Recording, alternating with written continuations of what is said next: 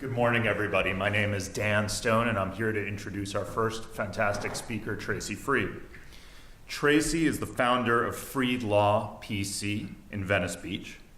She specializes in digital media, entertainment, and technology transactions.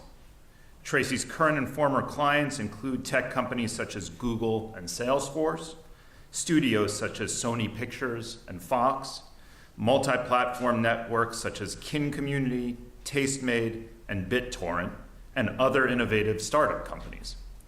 Tracey is also an adjunct professor here at Loyola Law School, where she teaches digital media and the law, a class she designed and originated, and she'll be co-teaching artificial intelligence in the law starting this January.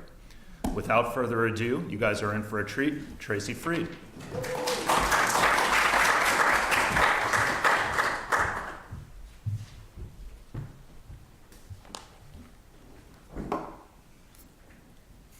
Good morning. I need my slides. Oh, sorry. No worries. All right. Welcome to Artificial Intelligence for Dummies. So show of hands, who feels like an absolute dummy about artificial intelligence? All right, excellent. We're all in it together. Don't feel shy about it, and not to worry. In the next 20 minutes, I'll give you all the basics so you can walk out of here and not feel like a dummy. So usually when people make reference to artificial intelligence, most people envision fantasy stuff, future world stuff, and the stuff that makes for really, really cool movies. Everyone has their favorite movie creatively predicting the capabilities of such technologies, whether it's Space Odyssey, The Matrix, Terminator, amongst others. For me, it's Steven Spielberg's Minority Report, set in the year 2054. So it has a range of examples of what our future world looks like utilizing this technology. And it has it all. It has predictive policing, gestural interface, and autonomous vehicles. But the reality is that these technologies are not coming in 2054. Many of these technologies are actually here now. Thanks to advancements in research, a rise in cloud computing infrastructure, the increase in big data, and much of the data, including via social media platforms, and affordable neural networks, these technologies have finally been entering the commercial sphere in major strides. A report from a marketing research firm forecasts that the annual global revenue for AI products and services will grow from $643 million in 2016 to about $37 billion by 2025. And AI has applications and use cases in almost every industry vertical, and is considered the next big technological shift, similar to past shifts like the Industrial Revolution, the computer age, and the smartphone revolution. The report identifies 27 verticals that are employing AI technologies today or soon will be, and these include financial services, healthcare, defense, consumer retail, advertising, media and entertainment, of course, amongst others. So let's discuss at a very basic level, what is AI? AI is computational technologies that emulate human intelligence.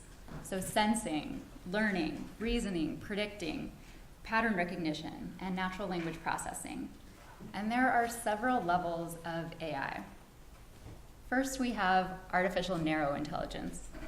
And artificial narrow intelligence is machine learning or machine intelligence that equals or exceeds human intelligence, but only at a specific task. And the specific task at hand can be, playing a game of chess. It can be playing a game of Jeopardy, in the case of IBM's Watson. And this is really where we are today with artificial intelligence. We see examples that are encompassing artificial narrow intelligence. The next level will be artificial general intelligence, which in contrast will be a machine with the ability to apply intelligence to any problem and not just a specific task. And at the top level, we have artificial superintelligence, an intellect that is much smarter than the best human brains. It's often called the singularity, and the singularity is no longer a question of if it's going to happen, but rather when. And the prediction of when this is estimated to happen is approximately around 2045. Not too far away. So the field of research which has been most fruitful in recent years is what has become known as machine learning. Machine learning gives computers the ability to learn without being explicitly programmed. And they can learn in a variety of ways. There's supervised learning, which includes deep learning, unsupervised, and reinforcement learning. So without getting too into the technical weeds about machine learning, you can essentially think of it as a computer being fed lots and lots of data, and it actually learns by churning through the data. So what are some examples of how machine learning and narrow artificial intelligence are being used today? Some of you may be surprised at the commonplace uses of it. So everyone loves their emojis, right? Here in this example, we have machine learning enabling you to utilize your emojis more conveniently with predictive emojis. So rather than tediously mapping specific words to emojis by hand, thanks to machine learning, if you type in the word love in a text message, you're not only offered a heart emoji, but you may be offered a kiss face emoji as well. So here it's likely that Apple's machine learning algorithm for your iPhone was fed lots and lots of examples of how people combine words and emojis in order to learn what emoji it should actually predict. Snapchat filters. So who loves these, or who sees their kids playing with these obsessively? If you haven't used these before, in Snapchat and now in other social media platforms, you can create an image of yourself with a filter over your face to distort your face in some way.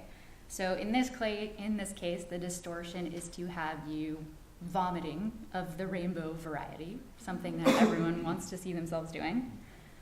But this is an example of computer vision, and in this case, facial recognition technology, where the algorithm learns to see and recognize facial features in order to map them, in order to then distort them with these fun filters. Digital assistants are all the rage right now. We have machine learning being utilized by Siri, Alexa, and Google. With these products, each is utilizing speech recognition to understand when you talk to it, natural language understanding to grasp what you're saying, execution to fulfill a query or a request, and response to talk back to you. And eventually, these digital assistants will be as sophisticated as our favorite Hollywood digital assistant. Who doesn't want their very own Jarvis? We also have autonomous machines. And the example most people are familiar with are autonomous vehicles or self-driving cars. So Google, Uber, and Tesla have been testing these, amongst others. And executives of BMW, Toyota, and Audi are predicting that driverless cars will be on the road by 2022. And the US Secretary of Transportation stated that he expects driverless cars to be in use all over the world by 2025. So my lease is ending right now, and it's kind of crazy to think that my next car could be potentially my last actual driving car, which I'm very much looking forward to. Anything to alleviate LA traffic. And in the entertainment genre, we have machine learning showing us it has the potential to be creative. Machine learning algorithms have already edited a trailer, written a short film called Sunspring, conducted an Italian orchestra, created an original painting that could easily be mistaken as a Rembrandt, and created a new pop song that is reminiscent of a Beatles track. But creativity is a tricky one for machines, so I will let you be the judge of whether you actually like this track, even though you are a Beatles fan.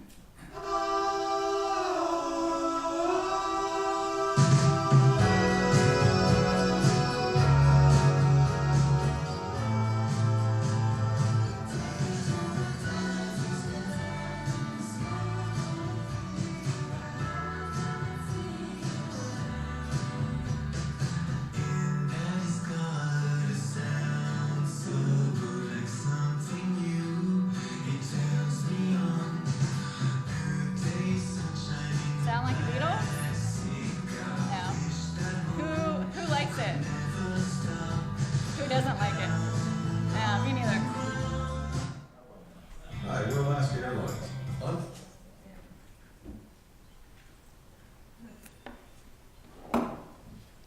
So this song is called Daddy's Car, and it was created in collaboration with the Flow Machine software. The Flow Machine software got its music knowledge from a huge database of sheet music with songs in a variety of styles. It wrote the track after being given a style prompt, in this case, The Beatles by a human composer. The melody and harmony was composed by the algorithm, and then the human musician produced, mixed, and wrote the lyrics for the track. Looking a bit into the future, we have folks working on robot caregivers to assist the elderly in living a more independent life by assisting with, daily living tasks, medication reminders, and providing a source of companionship. And further into the future, intelligent machines are predicted to help us solve some of the world's most complex problems. Population growth, for example, climate change, war, curing diseases like cancer and Alzheimer's. And my favorite example, AI implants. So apparently Elon Musk isn't busy enough. The Tesla and SpaceX CEO has yet another company, this one called Neuralink, which aims to make implants for the human brain that can wirelessly interface with a computer. So the technology is essentially a digital layer located above the cortex built into the brain. Musk calls this technology that would intertwine computers and the human brain neural lace. And at the Recode conference last year, he said, in order to avoid becoming the house cat in terms of intelligence levels as compared to future intelligent machines, this could help. So what about the laws in this space? With past technological advances, laws often evolve alongside new technology, albeit slowly, by applying prior law to the new technologies at hand. But with the development and proliferation of AI, this approach likely will not work, and many are calling for regulation and oversight as AI develops. So why is it different? One big reason is because our current laws share a fundamental assumption that the actors, the decision makers, are human beings. And the acts are being taken place in the physical world. So crimes such as murder or torts such as battery, as you know, require an element of intent. The intent to punch someone in the face, the intent in a premeditated murder to actually stake out that person's house and wait for them to come home and kill them with a certain gun.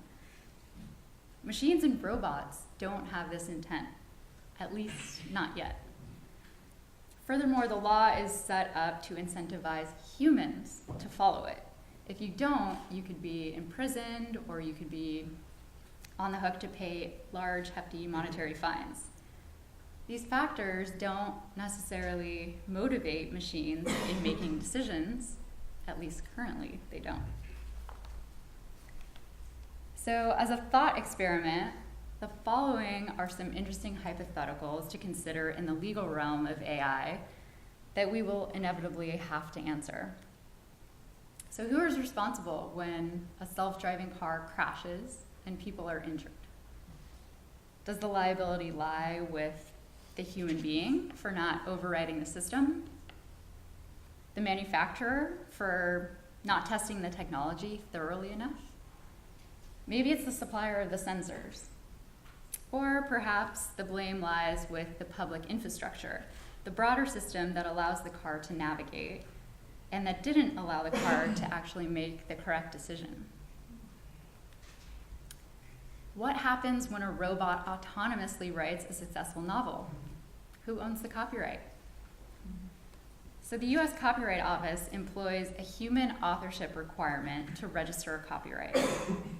So work created solely by a machine is not eligible for US copyright. Where does that leave us? Will it be consistent with our current overarching principles of IP law?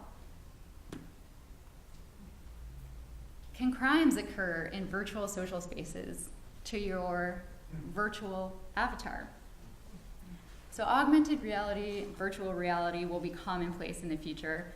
And currently, in the VR space, in video games, we're having a huge issue with virtual sexual assaults occurring in these video games. I guess we shouldn't be surprised considering we have an issue with it in real life. But this is an issue that's happening in VR video games. However, since there is no actual physical contact occurring in the VR space, there's currently no law on the books that would see this as a crime. What about privacy? Are privacy laws sufficiently robust in an era of big data and its use in machine learning? So the iPhone X just came out, and I'm sure a lot of people are excited about that. I'm sure a lot of you also know that it has Face ID, and you have to lift up the phone to your face to actually unlock it. I don't know about you, but I'm not totally comfortable unlocking the phone with my face. What else are they doing with this facial data? I don't know. And lastly, did your company violate employment laws by using a hiring algorithm that used unknowingly biased data to choose a candidate? So we tend to think of machines, in particular smart machines, as somehow cold, calculating, or unbiased. But just like humans, machines can become biased based on training data. So in addition to the complex legal questions we will face, some of the most brilliant minds have heeded heavy warnings about AI, like Elon Musk and Stephen Hawking. So if you're pondering whether all this technology is a good thing or whether it's a bad thing, the answer is yes. The potential for this technology to expand the human existence is astounding and it's exciting, but it does need to be thoughtfully balanced against the threats, errors, biases, malfunctions, and erosion of rights that potentially come along with it. Congratulations, you're no longer AI dummies. Thanks very much.